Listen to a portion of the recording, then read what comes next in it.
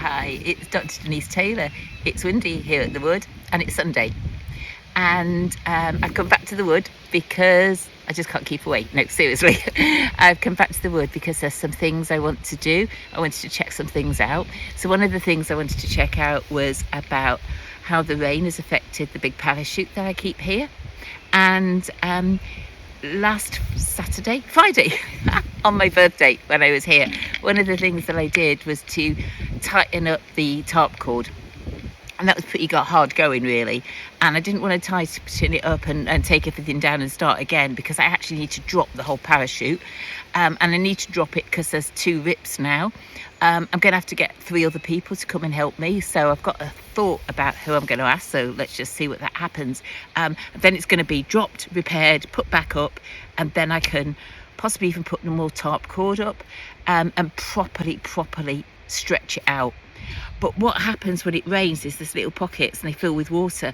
And what had happened when I was here on my birthday was it's just like there's massive, they're all just dropping, and that's just putting additional weight and strain on the parachute. So anyway, tightened everything up, came today, and there's only 2 of them that still needed tightening. So all that work at the gym is doing good. it means I've got more strength. So I've done that. I've got a way of protecting the side of my Lotus Bell tent, which isn't working. I had some clear tarp with some waterproof tape, and that was all meant to keep them in place, but they're falling off now. I've got an alternative. I've got a plan in place. So I wanted to come and do some measuring up to see how that goes. And I think that's part of what I like about having the wood. It's forcing me to be creative. It's forcing me to find out about different things. I'm going to need to buy a splitting axe so I can make kindling. And I nearly ordered it, and it's £74. It's quite a lot of money. And then I'm thinking, but do I actually need to split the wood for kindling? Or can I just go and get dry twigs? Because surely if I was out bushcraft type camping, that's what I would do. So holding fire on that, and maybe I just need a smaller axe so I can just, not so much for the kindling, but just smaller pieces of wood. So I need to resource that. And I'm also needing to go and buy myself a chainsaw. I've got a mini chainsaw, which is fine for small things, but I need to have a more serious sized chainsaw. It's not my plan to take down trees, so I don't need to get a felling license, or particularly to get one about stripping it down, because I could probably watch a YouTube video that will show me how to do that. Or I'm going to buy an electric chainsaw, because with the petrol ones you have to go and that's just like really hard for my arms. I've always found that sort of thing difficult. So I'm just going to get myself an electric chainsaw with 2 batteries, because it's not for me to take down trees, because that's what I've got somebody else helps me with, but it's for when they've taken it down and he's left me doing big logs that I can actually just cut them into smaller size logs. But I'm still going to need an axe. It's just, do I really need this great big, you can't see it. Do I need this really big long splitting axe, or will something smaller do? So I belong to a women owning woodlands group, so I'll ask them, because if you ask in the main group with lots of men, they can be a bit particular and just want to tell me what to do, rather than I just want information so I can make the decision myself. So I'm now keeping an audio diary for when I get here.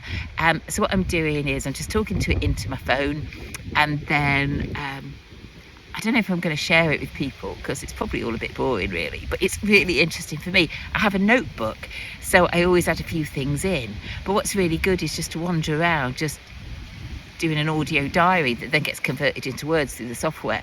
So I think that would be really useful for coming up.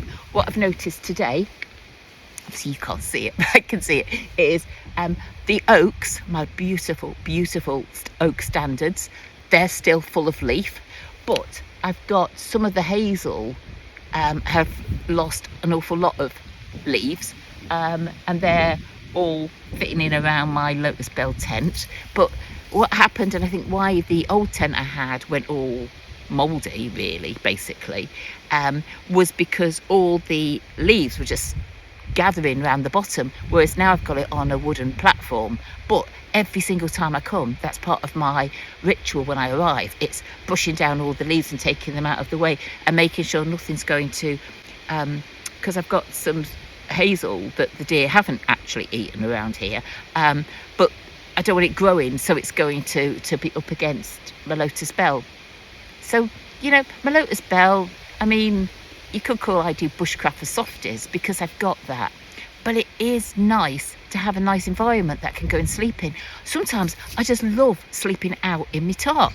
And my tarp covering my parachute. I love that. I really, really love that. But sometimes it's just nice to have a proper bed. And it's just a nice way to store everything. And I have thought about taking it down for the winter. Well, it took just in 3 hours to get it up. And it's massive because I've got this quilted lining. And if I take it all down, I've got to take it all home. It's going to fill my garage. And then I've got to bring it all back and set it all up again. So I've got an idea for protecting the sides. I've had an idea that we worked out before when I was with my partner, and that's not working, but I've got a different one. So that's what I'm going to be working up. That's exciting times. And I do think I get excited about being a woodland owner. And I met some people today, and I only knew one of them, the organiser. The rest of them were completely new. I'm meeting them, and I was saying, and they were going like, "You're going to come for a meal?" Because we did a walk around Gloucester looking at these lions that you can go and see. I go like, "No, I'm going to the wood." And then I go like, "I own a wood." And they're like, "How does somebody own a wood?" Because it's the sort of thing that people wonder about. How do you own a wood? Well, bought it. Love it. And used pension money to buy my partner out when he decided that he wants to use his money for other things, which is perfectly fine. It's his choice. But yeah, being a woodland owner, and as I get older, and on other videos I've said about how I've worked for 52 years. 52 effing years. I mean, I don't want to work anymore. What I want is, well, I do want to work, but I don't want to do like the job that I've done before, my careers coaching. So I've stopped doing that. And what I do now is my work is either writing, and I'm really good at writing. I've got my 9th book coming out in 2 months, and also just being at the wood. And I love seeing the change of seasons. I don't mind it when it's cold. I've always got my hat on, and it's about to rain again, but that's okay. I mean, who cares? I mean, I've never been somebody who's vain. I never really mind what I look like. Anyway, I think I'm going to do more of these sort of more chatty videos from the wood, rather than either just like, I keep on sharing things off the trail cams, which I think is really interesting, but you know. And then I do the ones that are more related to work.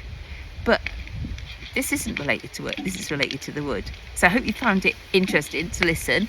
And I need to do another one, and it's just started raining, but I'm going to do another one about my birthday memories. So until next time, it's Dr. Denise from Bluebell Wood. Thanks for listening. Bye.